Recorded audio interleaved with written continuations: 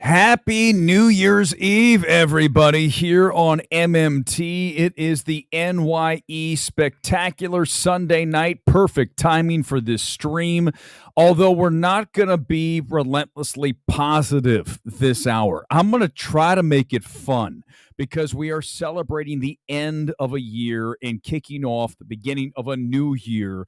But we're doing so with the 10 worst films of 2023. Everybody, if you have not already, give me a like for going here. So many people say, you can't do it. It's mean to play clips from old streams of you trashing movies. These directors try their hardest to make these movies. How dare you, Erick, discredit their work? Well, I got news for you. Too effing bad, y'all. We're doing it, and we're doing it live as we wrap up 2023 with film number 10, a film that I think deserves to be here because it was a waste of my time, like virtually all of these films. But this film in particular was so incredibly boring. I had a feeling this was not a good idea to revisit the past with Indiana Jones. And I was proven right when we got a chance to see our number 10 film, Indiana Jones and the Dial of Disaster. Now, throughout the night, I'm going to dig up my old reactions and then some tweets, and I can try to revitalize myself with the energy that I had the night that I saw the movie. And I wanted to tear the screen down so often with these films.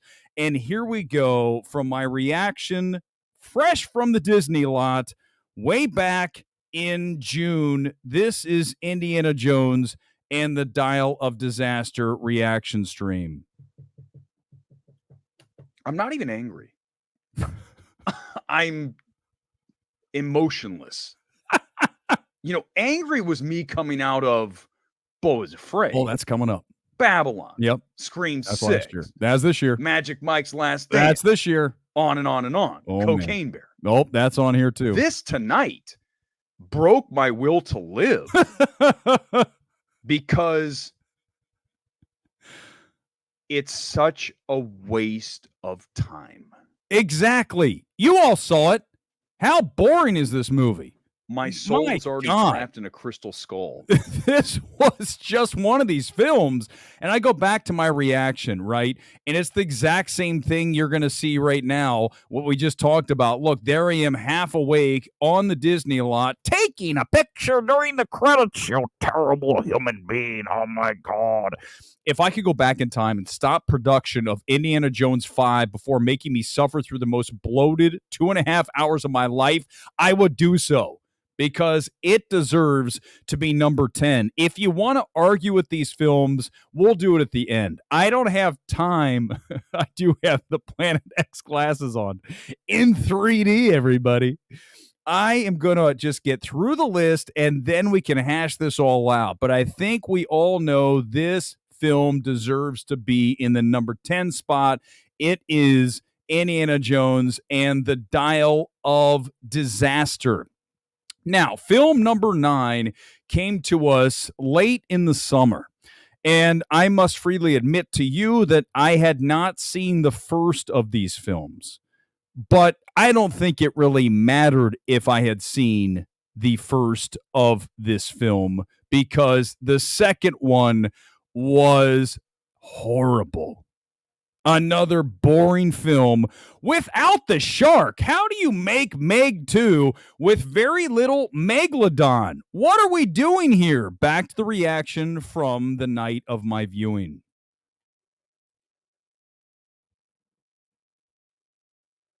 This is the Meg 2.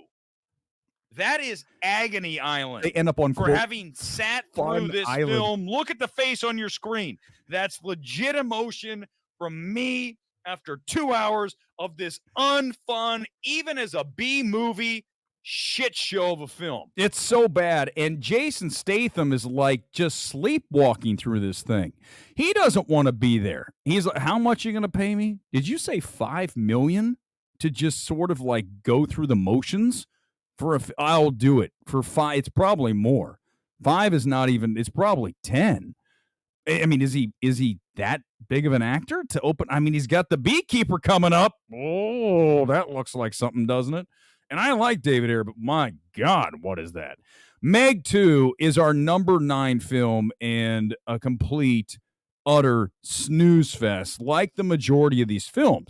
I mean, you're not going to have a film on my top 10 list that had me excited, that had me thrilled to be in my seat in the movie theater watching what was in front of me on the screen. That's not going to happen.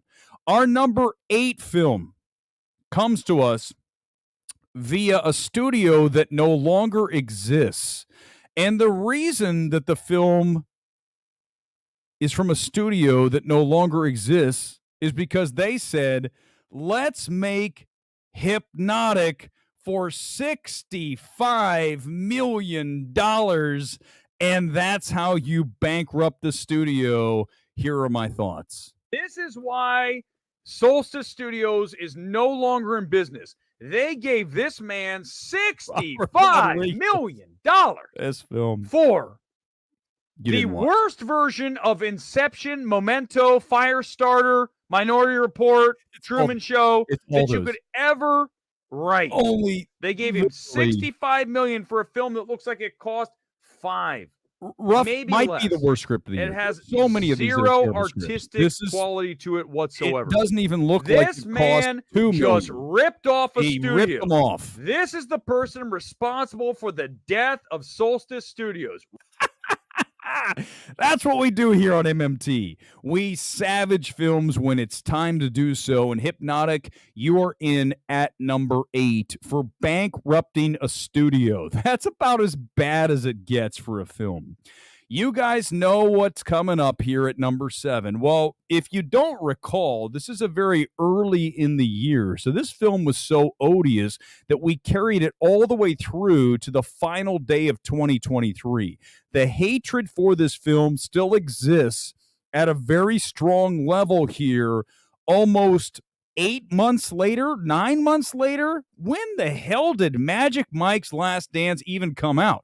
I want to say Super Bowl weekend, but this film is easily one of the worst of the year and an absolute desecration of Magic Mike. And those of you out there going, Magic Mike is not. Magic Mike, the first one, is a very fun film. The second one's terrible, XXL. This is even worse. Here are my thoughts. That's the least of its problems. The script is, I can't believe we talked about Wonder Woman 84. Nope. This way. We sure did. And we're talking about another film from Warner Brothers, the same thing. How do you read the script for Magic Mike's Last Dance and say, let's make this film? And that's the issue, isn't it, guys? That's the issue we're talking about here, is these studios and the execs at the studios are saying yes to scripts they should never, ever greenlight. What is happening? Like, there is no way that you could ever get me to sign off on this script for Magic Mike's Last Dance, where he goes to Paris with a rich woman and they create a vaudeville act of strippers. And the movie is so unfun. Let me see if I can find my reaction coming out of the theater. This was my picture. This is really how I felt. I was angry. You guys, I was flat out furious. I mean, look, this is me with my hoodie jacket on, and I'm angry. I mean, I'm going to throw fists with everyone involved with the making of Magic Mike's Last Dance. The worst film I've seen in years, but yet it only ends up here at the number 7 spot. That's how bad this year was. Anyone who tells you that this was a great year, well, there's a few films that were great. We've already gone over the top 10, right? We've done the positive. We're doing the negative here tonight with some fun, okay? We're going to have, it's not all, it's going to be doom and gloom, but we're going to try to have fun with this stuff. But you look here. I mean, this is the reaction anyone should have for Magic Mike's Last Dance, our number 7 film.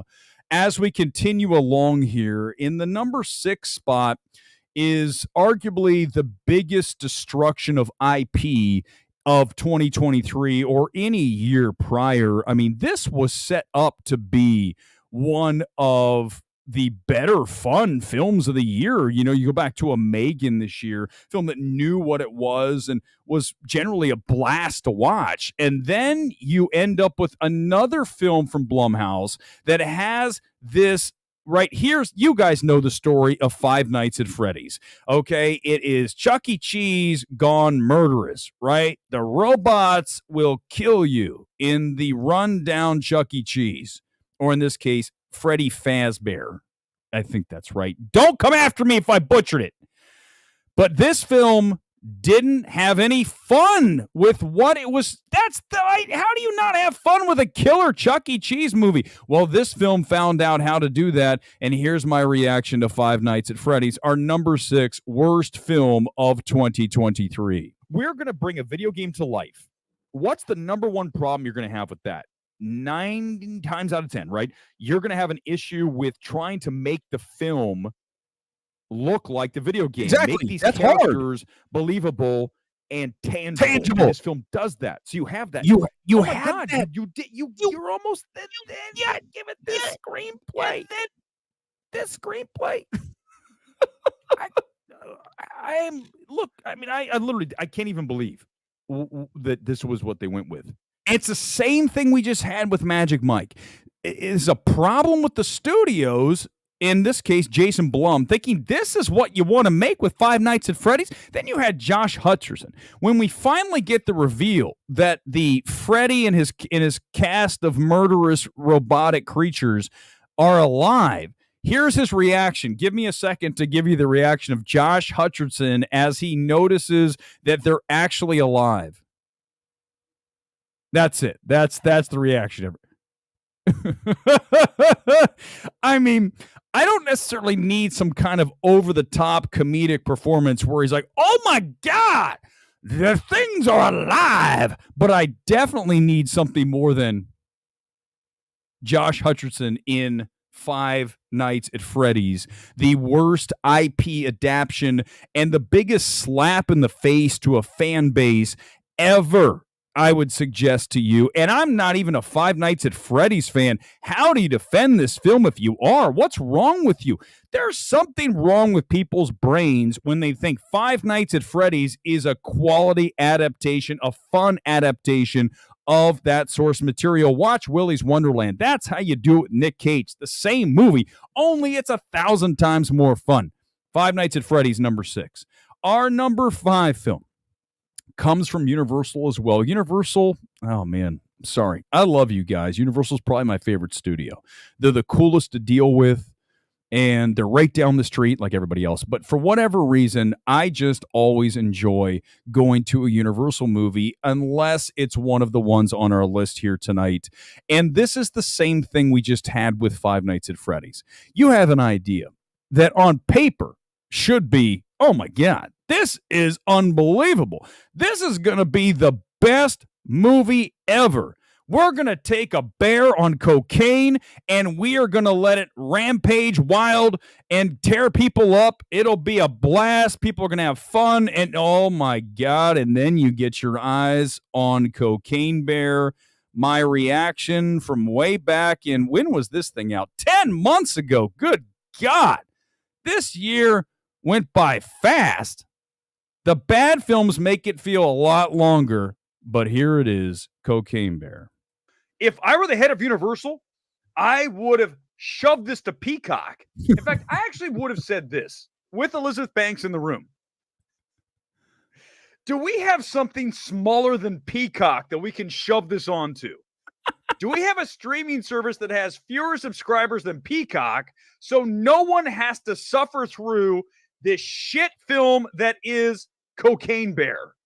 It's so bad. Again, another script and direction from Elizabeth Banks. And by the way, before everyone comes after me and says, oh, you hate women, don't do it. Don't go there. just know this: Elizabeth Banks, one of the worst directorial efforts this year, without question, along with majority of these films, but this one in particular, because you have an idea, you have something that should work and it doesn't. The script's terrible too.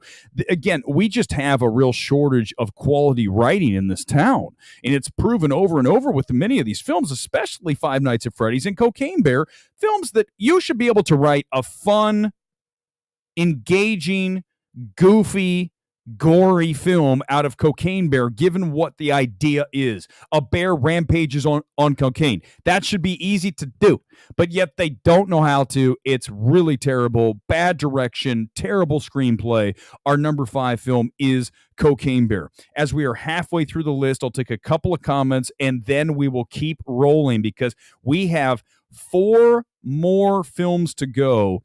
Do you think you know what's still on our list? Well, of course you know 2 of them. Do you know the other 2 films that are about ready to show up? Her muscular direction. Johnny, who said that?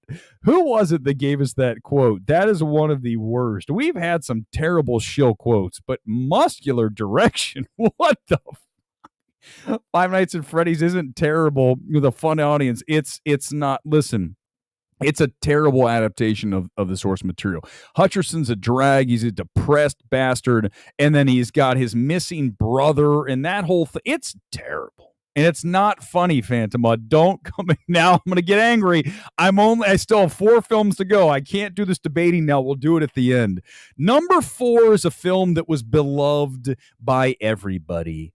It was just the feel-good lesbian rom-com of the year. And that's probably why people thought it was good. And let me tell you, I am all for and never against anything that has to do with the gay community, for God's sake. Ask Gore, my boy who we don't even talk anymore. Where did I try to drag him all the time? West Hollywood. Look at my kit tonight, for God's sake. This is Swansea City. This thing, no one would wear this unless you were fully for the LGBTQ community. So here we go, guys. Number 4. I had to say all that before they come after me. You hate it because it had a couple of gay women in it. Bottoms is number 4. It's terrible. It's unfunny. It's nasty. It was one of the most unpleasant experiences I had this year watching a movie. And I want to go back to my thoughts from it. And this really encapsulates exactly how I feel about the deeply mean-spirited and brutally unfunny Bottoms.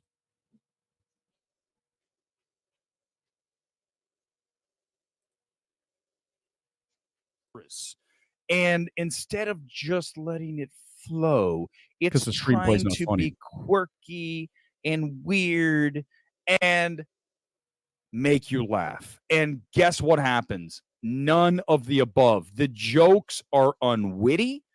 It is mean-spirited. And it is really an unpleasant film to sit through. Can we talk about how my hair is bushy in this screen? Okay, so the many different haircuts of Erick Weber here tonight as well. Listen, when you derive comedy out of a woman getting kicked in the face by a bully, a jock bully, that's not funny to me. That's not humorous. Bottoms was as unpleasant as any film that I saw this year, and one of the most overrated films of 2023. You're going to find that on people's best of list, and that's where we go, okay, this is why we have to attack when the time is right these films that are savagely overrated, and Bottoms is just that. Here comes our number 3 film, and you can probably guess what the final 3 are. In fact, I have a feeling all you know exactly where we're going here with number 3, number 2, and number 1, but you might have a surprise at number 1 because I really sat on this and think about it. I think about it, y'all, and I'll tell you, I have the number 1 film, but before we get there, we are up to our number 3 film, a film that as a screenplay, again, as IP, as the franchise that is being carried forth with hopefully some hope for the future, right? when you're making a 6th edition of a film, you're hoping that this has love for the original and also is fun and is able to maybe scare you because it is a horror film and not have things happen on the screen that make you want to grab whatever you have with you and throw them around as if you had a 1,000-page screenplay and you threw it in the air, because that's clearly what they did here with Scream 6, one of the worst films of the year, and truly, as a screenplay, an embarrassment to the franchise. And to have things happen on screen, such as people getting stabbed 80 times and then being wheeled off in the gurney going, I'm good. That's it. I'm out. Don't even bring up the ladder in between the two buildings. Here's my reaction. I just walked out of a film that is an embarrassment to the art of movie making, an embarrassment to screenplay writers the world over. This is... Oh God, I want to just. This is an embargo stream, by the way. That's why I couldn't. That's already too far. I had to stop, but let me finish. A great idea. That's a great. Let me finish my thought right now. If this screenplay can get greenlit in Hollywood, you can write anything you want. That's the majority of these films here tonight.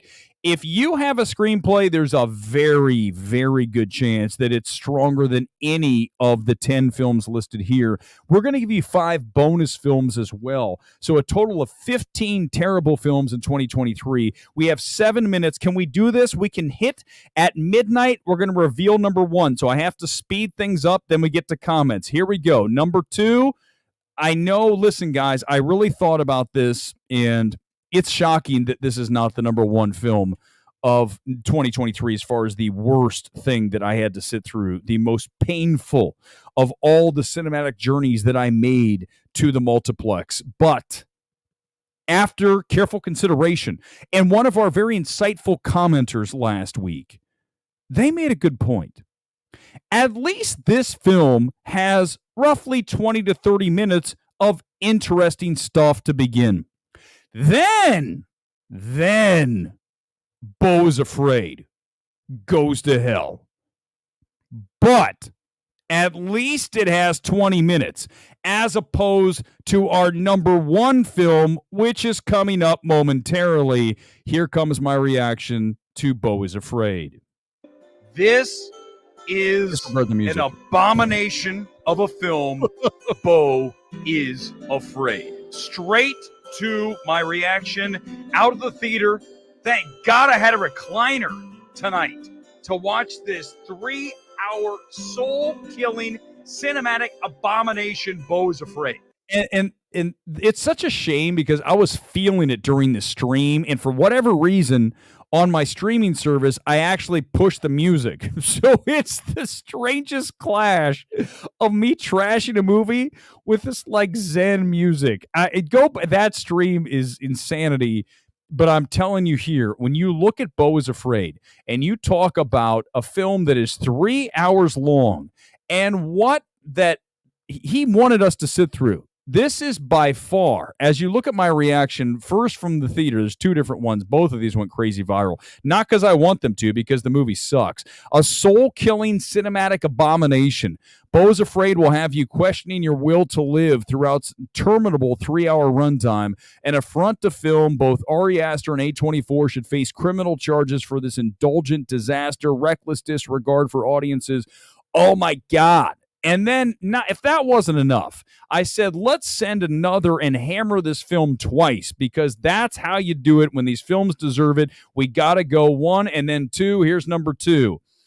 Got I had the wrong one. It was all set up for me here. Please say I saved it right. A career-killing film. Ari Aster's Beau Is Afraid is what happens when studios cede full creative freedom to directors with reckless disregard for audiences outside themselves.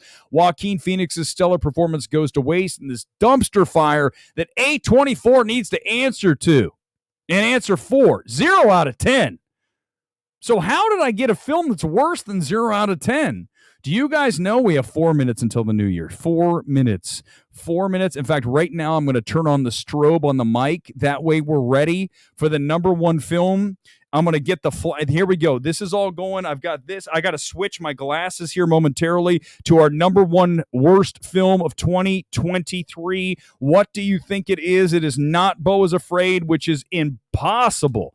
Impossible for this to happen. I don't know how it did, but at the end of the day, give me a second. I got to go through honorable mention films, and then we'll kick off midnight with me savaging the worst film of 2023. These are honorable mention that did not make the top 10, but they deserve certainly merit for being odious. Paint, which was a comedy about a PBS painter up in Vermont, played by Owen Wilson, that was one of the worst directed films with zero funny jokes. Everything fell flat. Paint is the worst comedy of the year, unless you talk about Thanksgiving as a comedy. A horror film that thought funny was, let's roast a woman in an oven. No thank you to Thanksgiving. And also a terrible script. This might be the worst script. All these are bad. Thanksgiving's pretty damn terrible when you have a setup of everybody going out on Black Friday to go get toasters and stuff like it's 1987 or something. Those days are over. So why are we still writing shit like that? Evil Dead Rise, a movie that has faux Evil Dead DNA in it. It's, oh my, what an unpleasant film. Really dislike Evil Dead Rise. And the fact we're going to get another one is not good news for me at all. Did you see Silent Night?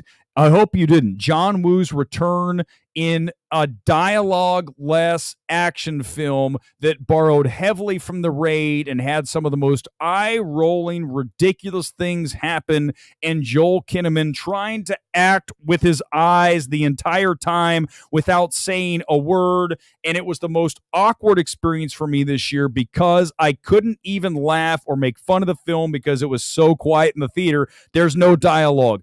Silent Night's horrible. It belongs on the top 10. I apologize for not sneaking it in. And another of the terrible movies of 2023, Winnie the Pooh, Blood and Honey, a horror film where we had a guy in a Winnie the Pooh mask along with Piglet and Tigger, and they were out in the woods doing Jason to a bunch of co-eds in an Airbnb.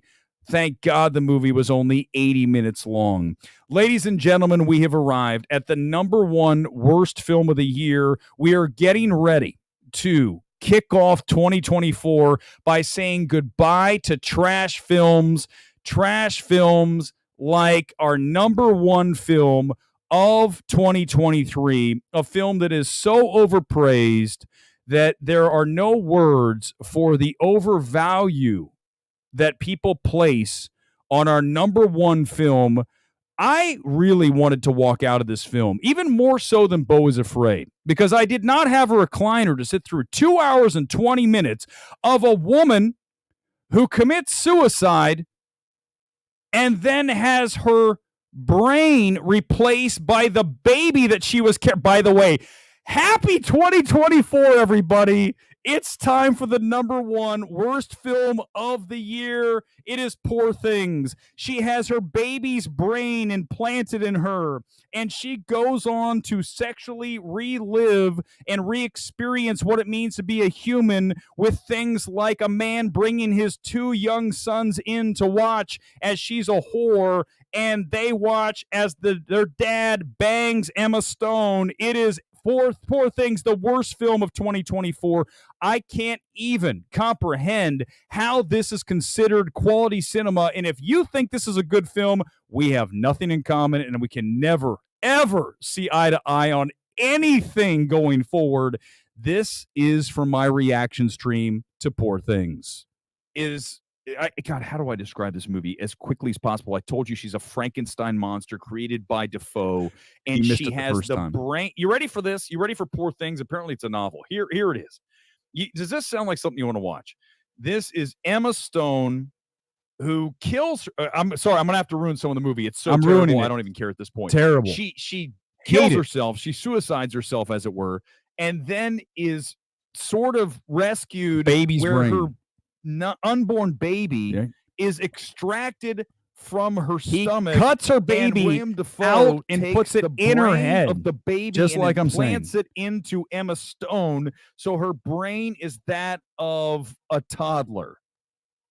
As she goes on this sexual exploration of the world over the next 2 hours and 20 minutes that feels like 17. This might feel longer than Beau Is Afraid. And somehow it ended up above Beau Is Afraid, or in this case, below Beau Is Afraid. Ladies and gentlemen, we start 2024. Thank God we don't have to think about these films ever again, because I never will. And if this film wins any Oscars, we will take a very long break. Some people are cheering, but I'm telling you right now, Poor Things, by far the worst film of 2024. Give me a round of applause, everybody. Thank you so much. And by the way, honestly, I mean this. Thank you for being here as we do kick off a new year.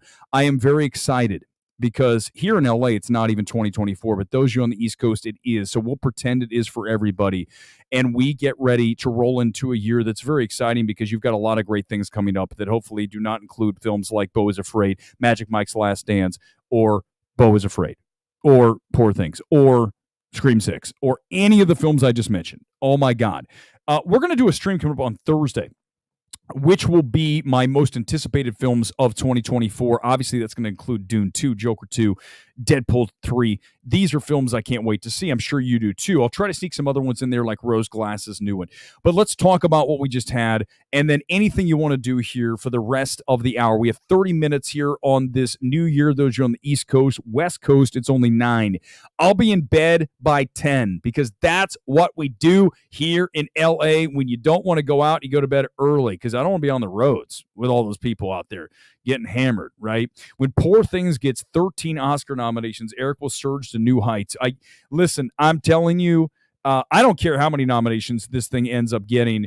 It will be undeserved outside of production design and possibly cinematography. And maybe if you want to, I can do it because Emma Stone is Emma Stone. She's solid. The film itself is, for screenplay, I don't want to do movies anymore if this is what we're going to do. If this is considered a great screenplay, if this is considered great filmmaking. I talked about this before when we look at a lot of these films that were on here tonight.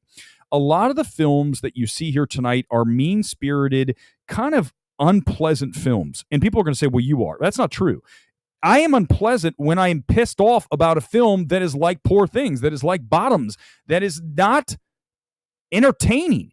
That is not, goes against, I want to watch quality filmmaking. Even if it doesn't make me feel good, I still want to watch a film that makes me at least engage with the screen and doesn't make me repulsed to what I'm watching, and that is Poor Things. And I'm telling you, I've said it before about Poor Things, and I'm saying it here again tonight. We're trying to be positive here in 2024, but I think there's a strong correlation. The weirder that you are, the more you're going to like Poor Things. The more that you don't fit into society, the more you're going to like Poor Things. It's just not a movie that anyone that is a productive, normal person is going to say they're going to like. I'm telling you, it's just, there's not. There's going to be, I don't want to see the skeletons in people's closet of people that like Poor Things. It's a displeasant film, just like so many of the films that I just listed. It's terrible. God, is it bad. Oh, man.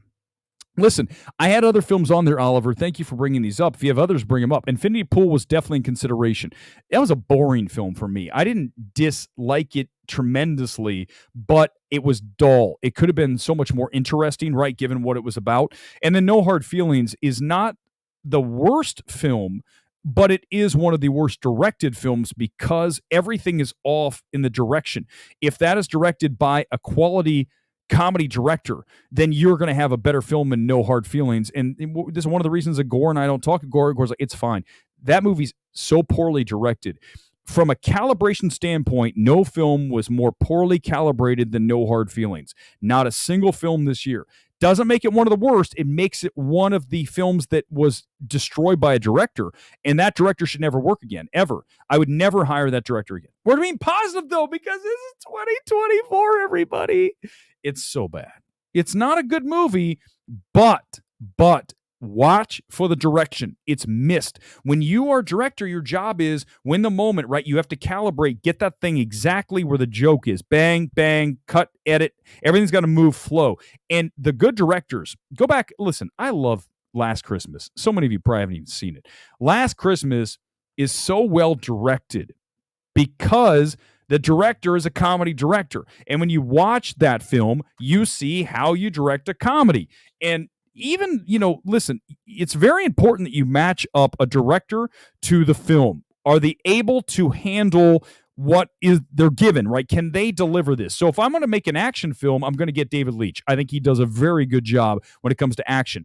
If I'm going to do an art house film, I'm going to, certainly for me, go grab a Todd Field. I'm going to go grab a Rose Glass. I'm going to grab Charlotte Wells from Aftersun. I'm going to grab somebody who I know can handle that kind of, low wattage film that is going to be a very grounded thing. I'm not going to slap this in. The point, when you watch a film like No Hard Feelings, you are stuck with a director who doesn't know how to direct comedy well.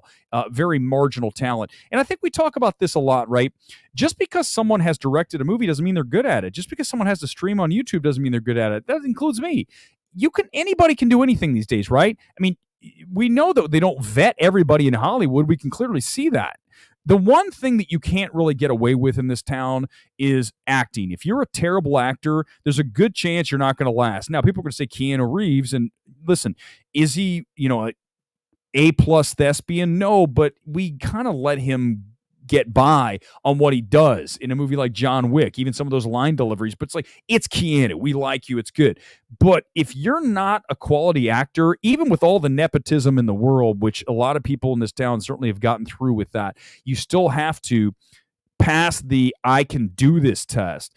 And, back to the stream when we started this, 2 years ago now, if I couldn't do this, if I was truly terrible, and no one's saying I'm great, but terrible, wouldn't even be around. It would be over, right? I'd be like, there's no point to continue. You have to have a modicum of talent, and a lot of these directors I'm seeing are just not there. And the screenwriting, for sure. The screenwriting talent is extremely low. Oliver, 2 films I had considered as well, none too terrible. 65, listen, we talked about 65 a lot earlier this year because I think it's a great film to watch if you want to see how a studio goes in and takes a director's work and just compacts the shit out of it. They took 65 and was like, here's this. We have this, we just went like this. They crumpled it.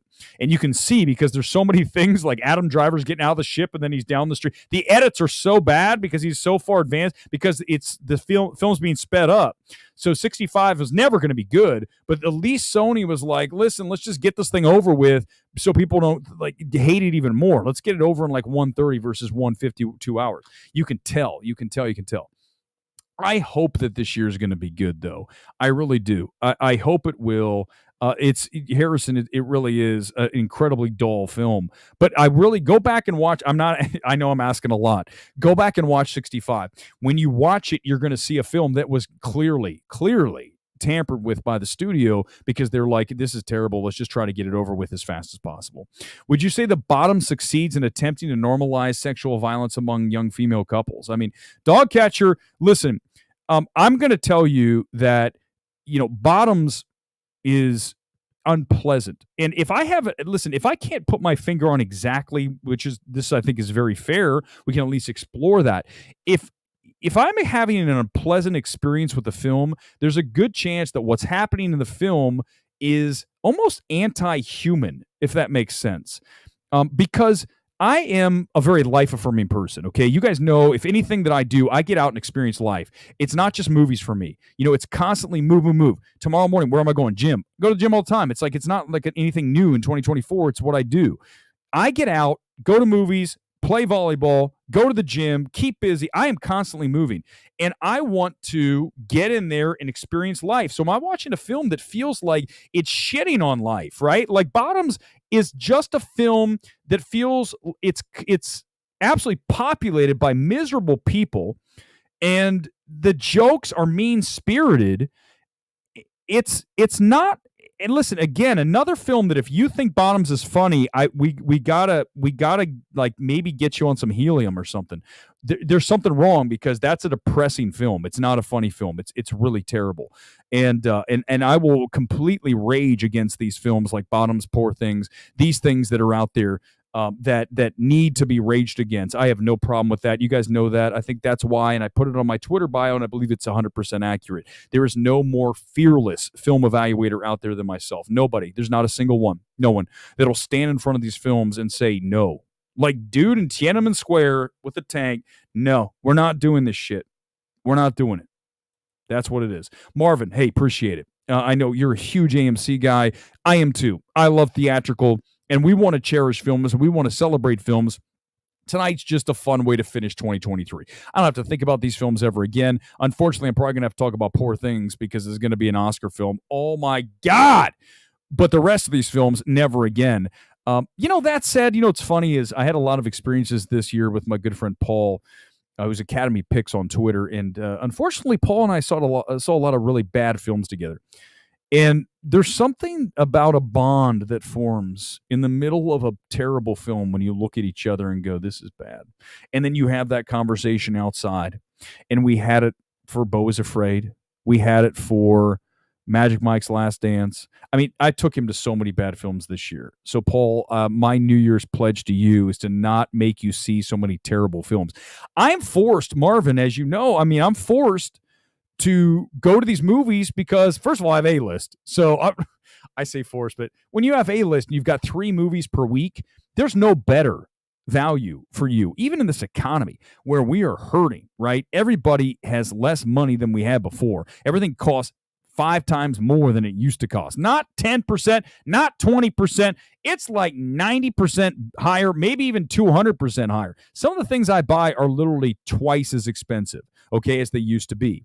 So if you have $25 a month, you can't go wrong with AMC A-List. You just get a ticket, you go in. If it's bad, you walk out. If I had A-List and I wasn't doing this show, I would have walked out of Poor Things. I would have walked out of Bottoms. I would have walked out of Beau Is Afraid. I would have walked out of so many of these films because they never got better. The only film that started off with some promise was Beau Is Afraid. As crazy as that might sound, I think it's fair. And then, oh my God, the rest of these films I knew within moments were in big trouble. Like Poor Things within the first 5 minutes with that score. Oh my God, one of the most annoying composed scores in the history of film with Poor Things, yet it's going to be probably nominated. I had to listen to that. The score is perfect. It's this weird, random sounds played, I assume, from a violin, whatever. Go listen to it. You'll be like, this is not good. Well, it matches the film. It's perfect. It really is. I did not hate Ant-Man 3. Ant-Man 3 would be no way near my worst films of the year. Nowhere near. Right? When we talk about, listen, for what it is, I had fun with Ant-Man 3. You guys know that. I can't go down that road again. My God, how many times have we talked about that movie? But I'm not alone. And just if you like Poor Things, you're not alone. I just think I don't know where you're coming from. I can't even get my head there, right? The headspace is just, I can't get there, man. It's too hard. More comments. Let's keep going here on this Sunday, which really doesn't even feel, do you guys feel like, what day is it? I'm literally sitting here going, because it's between Christmas and New Year, you don't even know what day it is. I'm like, is it Tuesday? Is it Thursday? I think it's Saturday afternoon right now. Honest to God, if I didn't know and you put me in, just threw me in a room and said, what day is it? I have no idea. Is it Wednesday afternoon? I don't even know. It's the weirdest thing. But again, Happy New Year to everybody here. Let's hope for a better 2024. I think we're going to get it with some of these films. We'll discuss it on Thursday with the most anticipated films. I might even do it Tuesday. Just be ready. Get the notifications if you want to watch it live. I'd appreciate it. And that way you'll know if we're going to do it. It might be Tuesday. It might be Thursday. It really just depends. It's really one of those evergreen things, right?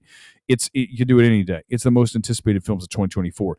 But I think it's going to be a lot of the films that you expect to see, and I'll try to find some others. I got to really dig into what's coming out next award season, because you look at a lot of these films from this year. I was thinking about next year's award season. We are really going to have a light award season next year because we had so many directors come through with their new film this year. You look at a Scorsese, obviously he's not going to have anything new for a few years. So Scorsese's out. We do have Bong returning, so that's a big return. No Fincher. Still didn't watch The Killer. I did watch May, December. I need to watch Maestro and The Killer. I will because I need to.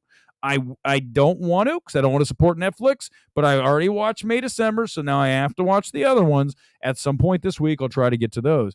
But when you look at the directors that are coming up next year, a lot of the films came out this year from the big directors, so we won't have as many big names. So maybe we'll have some surprising, fresh things. I just hope that we go back to, I tweeted it today.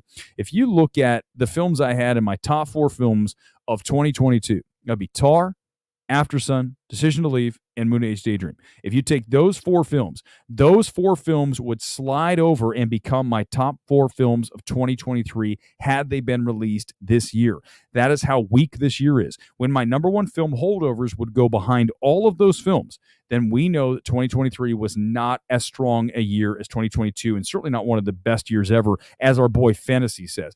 That, I'm telling you guys, the more I think about it, the more you guys need to explore this. That guy is the biggest fraud in the film space. I mean it. I'm not going to even pull back. I've said it so many times about that guy. For him to say that 2023 is one of the best years ever tells me that his taste is A, terrible, and B, he doesn't know what he's talking about. I mean, I can't do this anymore with these people. And yet, like I said, he's the pinnacle of film criticism. Okay, gotcha. The guy who writes Emma Stone Enjoyers. Remember that? Hey, Emma Stone Enjoyers. Wait, Gina Gershon. What was she in? What movie was she in? I don't even remember. Was she in a movie? She was in a movie this year. What movie was it? I don't even remember, Spidey Sensei. What was it? Don't do it, Josh. I will ban the shit out of you, even though it's early, and that's just the reality of it.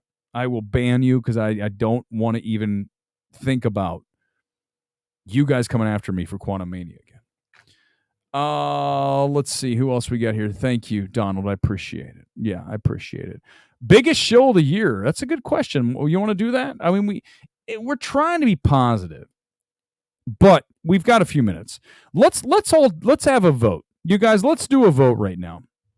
So I'm going to pull up 3 different options. Okay, I don't even think I have them in front of me. Let's just do it straight up. Here are your 3 choices for biggest show of the year, and we will crown that person right now, and I will make a banner for that person. Here are your choices.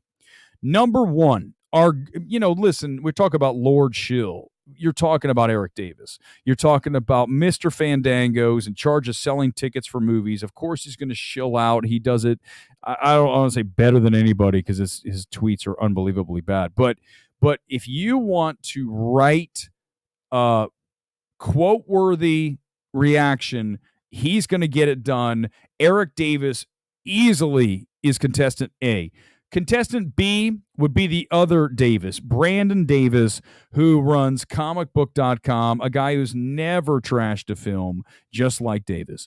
Both the Davises. It's going to be hard to pick between the two, but remember that Brandon Davis called The Creator the best film of 2023. That's pretty far down when you start saying things like that. It's pretty hard to come back from. So we'll have him as number 2. And number 3 would be Zach Pope. And I know, Zach, I'm sorry I'm hurting your feelings. You know what's funny is people come after me all the time, right? They come after me for being mean. They come after me for being loud. They don't come after me for being a shill. Zach Pope doesn't even know what he's talking about, first of all. He writes exactly what he's supposed to say every time. And he never will stand in front of a film that, such as A Poor Things, and say it's terrible. Even if this is the thing, and I know, even if dude believed that it was terrible, he doesn't have the balls to say it. And that I have no respect for. I have no respect for anybody who, especially in this day and age where we have so much crap going on in the world, you have to have the balls, the cojones to stand up and say bullshit. Look at what's happening and say, this is what's up. Forget the politics. Don't be hive mind. Do not be part of that tribal shit. You are your own person, and you will decide. You will not have other people tell you that through propaganda and other bullshit. Zach Pope's the kind of guy who, like, okay, is that what I'm supposed to say? Here it is. Your choice. You would vote in. Come in right now. Who is your number 1 shill of the year? Is it Brandon Davis, Erick Davis, or is it Zach Pope? Our New Year's wish is for Erick Davis, who's BSL, and Big Screen Leaks. That guy's terrible too. I blocked him. Here's the other thing. Can I say this? I mean, it's my stream. I can say whatever I want. I'm going to switch, by the way, to my Poor Things glasses at this point, because I really should have switched to these during the stream. I apologize. This is what happens when it's live. These are my Poor Things shades that someone handed me. I can't believe I haven't broken these yet. Smashed them into 1,000 pieces. But, we really need to, at this point, look at people that are trying to engagement farm, right? People that are going to be out there trying to get likes, trying to get things. People are going to say, well, that's you, Weber. What? I have never, and I mean this, I have never in my entire existence on this planet sent something out for engagement. I send it out because it is what I believe, and that's the reaction. That's how I feel. I'm never going to send something like, oh, let's do this. People like BSL, Brandon Davis, they're just, it's all so relentlessly positive and shilly. They're not real people. I don't know how you exist as a person and be like them. Honestly, I don't know the answer. Money is not the answer, okay? Find money another way. You being an absolutely insincere fake person is not interesting. It's so disgusting, actually, to me. When someone's fake, and I was listening to a stream, now we're going to get into some different stuff because it's 2024, I can do whatever I want, who cares? The stream's what it is. I was listening to a stream talk about if you are highly in tune to people and their motives, then you can see through, almost like transparent, these people that are fake. And that's what I am. I'm not, definitely not fake. You guys know that. I see through stuff very easily. That's why I'm great at doing what I do. When I look at these films, I see through what's actually, the deal. You see all of it. And when I see through someone and I see that they are faux, that they're engagement farming, that they are not authentic, that they are not fearless, that they're all, these are things that are just yuck. I mean, just yuck, right? It's kind of gross, but yet they have some kind of audience. And I got to think to myself, not a very smart audience, definitely not a very low IQ audience. Sorry, it's just the reality of it. It's true. It's 2024. We're going to be positive. The Marvels. Oh my God. People talking about the Marvels over and over and over. Napoleon's nowhere near. No. It's not one of the worst films because you got to remember, Soups is terrible too. Soups is absolutely Brandon Davis, Pope. All the critics were Collider, Perry Nemiroff. I don't know who Steve LGBTQ is, John. I assume that I'm not. Listen, I didn't write that. I'm just saying. Yeah, it would be. They're never, Harrison, they're never going to get John Campea. He's another one. There's so many guys. I don't think we can pick one. We'll continue to hammer them forever. And if Zach Pope doesn't like it, here's how you fix it. Don't be a shill. Don't be a ballless critic. You're 100% no nads, and that's embarrassing. You're embarrassing everybody with your shieldom, and it's gross. It really makes me. No, they're not going to get blacklisted. Why are they not going to get blacklisted? I can tell you why. Because Hollywood uses them. I mean, we just said, who his job, Erick Davis's job is to write quote tweets. He's got to go to a movie and say, this is a big screen experience you don't want to miss. You have to see this on the big screen. Watch how many of his things say something about the cinema, because he works at Fandango selling tickets. So he's going to draw it to that. You must see the best big screen film of 2023. That's his job, right? Brandon Davis is going to sell spots for comic book. He wants people to talk. He can't trash a film. That's not good for engagement on ads. I don't have any of those, hold back. And nothing's holding me back. Nothing's going to keep me from saying what I want to say, because ultimately this is my channel. I'll do what I want to do, and I don't care about clicks. I don't care about views. It's just what it is. It's the stream's what it is. It's never going to change. If anything, it's going to go harder, because at this point it just doesn't matter. Why not? And why not talk about some other things other than film? Film is awesome, and we can talk about it all the day. I see some. I almost hit a comment. I want to get into it. I don't want to get into it. I'm going to be positive here. I want to be positive. Let's do it. Since it's 2024 and we're almost done. We haven't done one in a while.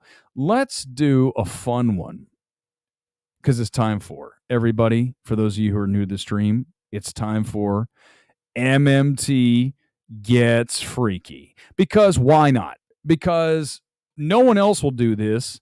So let's just have some fun with something that is going to go, you're going to watch and go, what's going on? That's the point.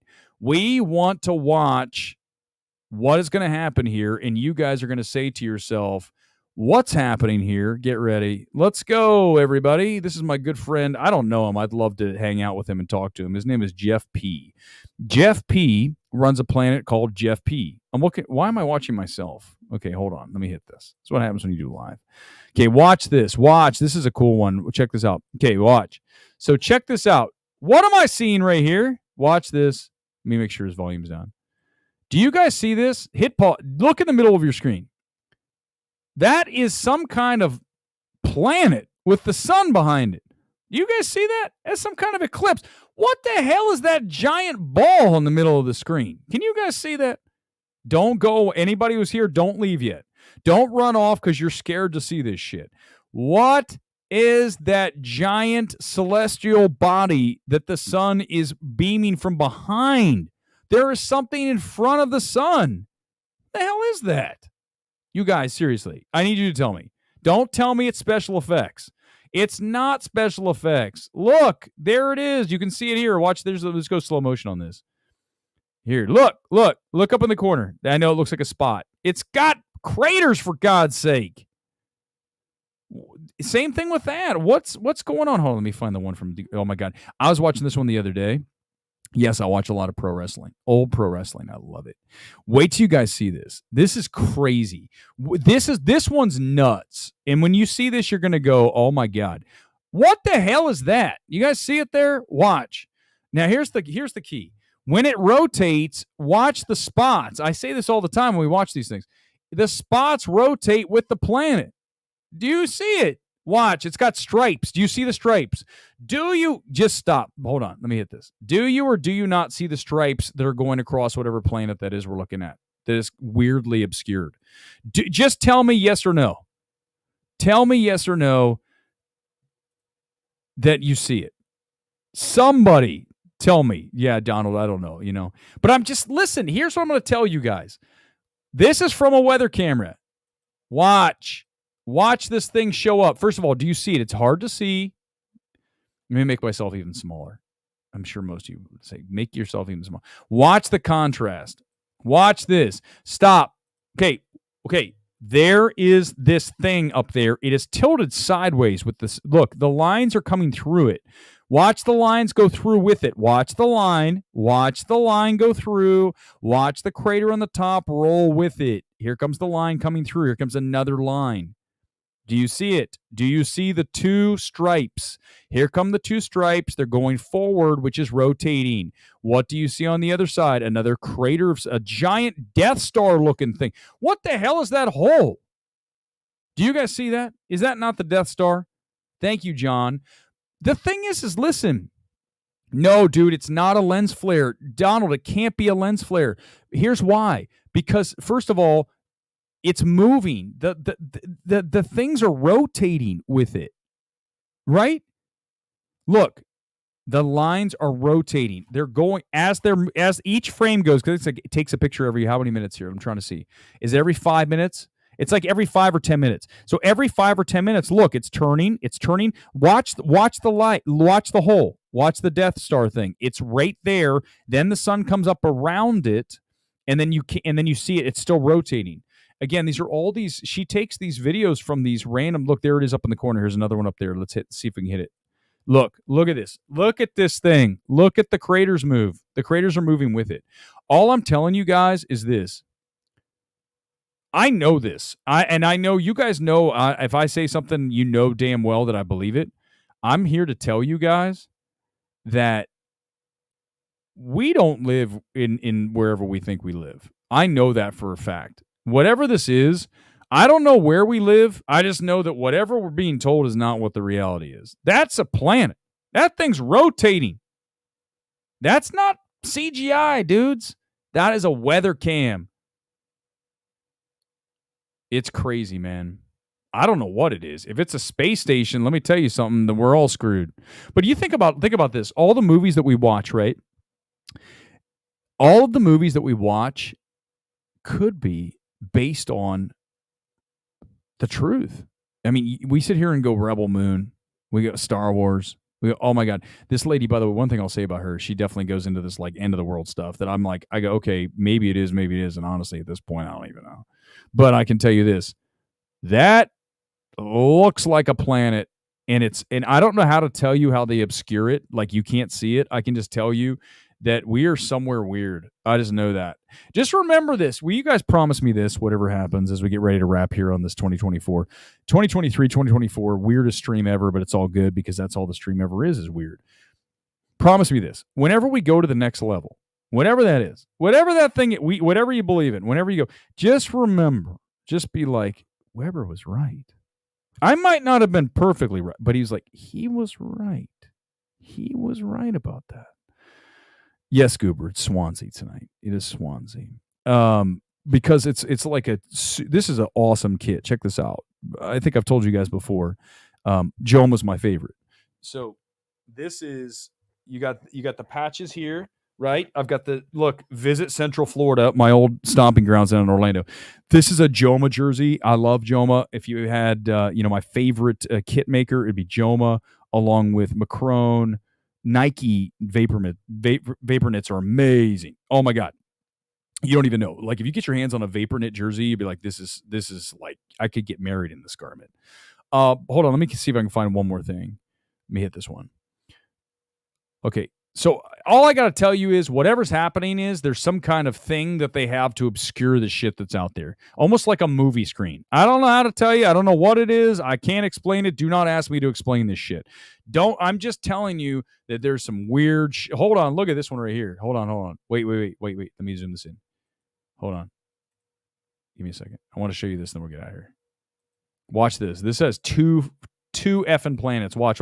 See the little one? Watch. See the contrast? Look, there's like a moon thing. We just wait. I think she's going to scroll and you're going to see it like cross. Give it a second. Here comes the sun or whatever the sun simulator.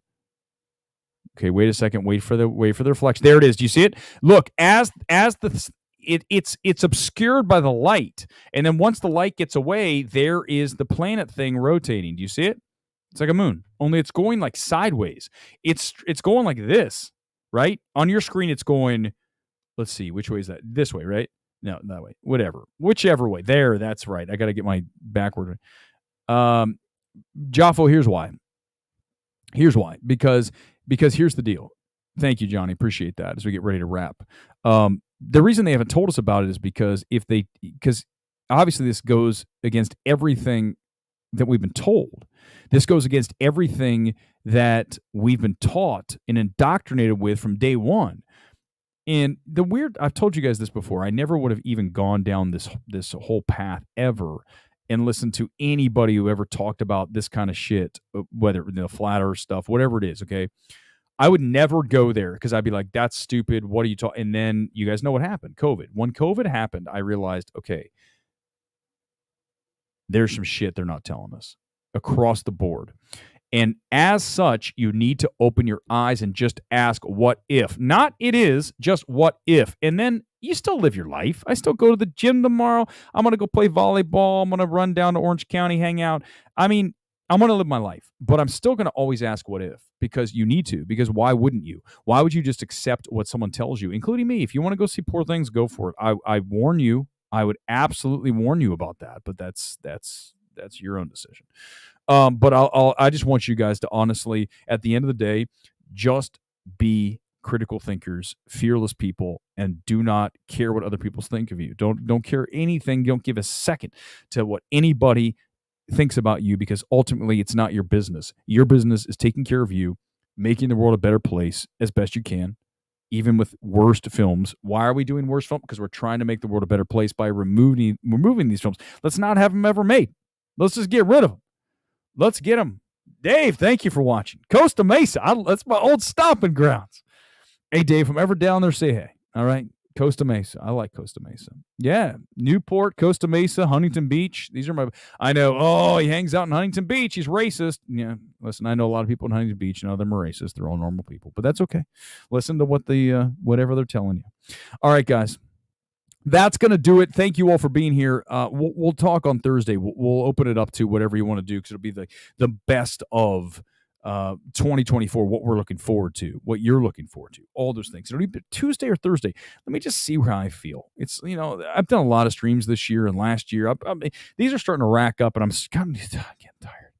So, if we slow down the streaming, it's only once in a while, whatever it is what it is. I mean, I enjoy it. I thank you guys for being here. Ultimately, even if there were no viewers, you still do it because you still enjoy doing it. That's all that matters. Don't worry about what other people think of you. Don't worry about your views. Don't worry about any of this shit. Just do the work, and then ultimately you should be happy with that. That's what it should be in 2024, and let that be your resolution for the new year, to just do it, as Nike says. And thank you again for being here. Look forward to seeing you all back here next time we're live. Get the notification. We'll see you again on MMT. Have a prosperous, safe New Year's Eve. If you're still out there here in California, it's not New Year's yet. Be safe, be happy, and get ready to attack in 2024. It's going to be an awesome year. No matter what they tell you, I believe that we're in for very good things. Keep an open mind. I'll see you next time. MMT. Peace out. Happy 20.